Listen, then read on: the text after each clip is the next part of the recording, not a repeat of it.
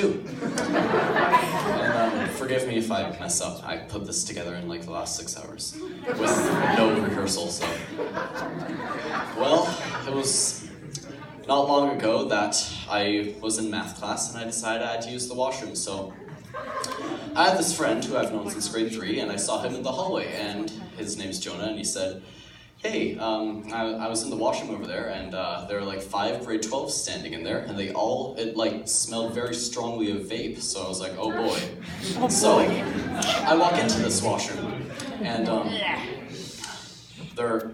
my way there, Jonah's following loosely behind me, and as I approach it, all the grade 12s are standing outside the washroom now, and I walk in. There's 1 grade 12 sitting in the stall. Now, nobody is there to stop me from doing what I'm about to do now. He is in there, vulnerable. He can't see me, but I know he's in there. So, I don't know how many of you can force burps, but I know I can. And I forced about the loudest burp I've ever done, and then I just yelled really loud. And according to Jonah, afterwards, he told me, apparently it reverberated throughout the whole hallway, and people in the classes could hear. As I walked out, I held a straight poker face as I made my way back to math class.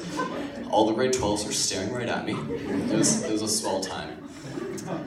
Well, then comes the second one. Now this was actually on the news, but in less detail, so don't bother reading the news. So, me and my friend James, he was on his bike, I was walking, we were going over to my house to get my bike.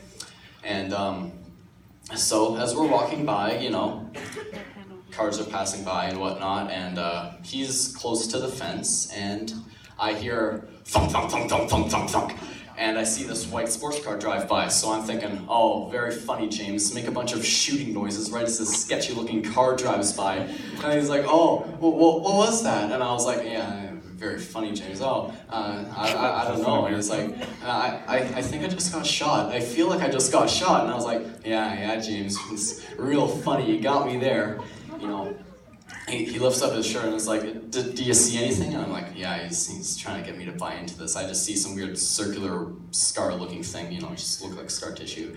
So I don't think anything of it, and I still think he's fooling me.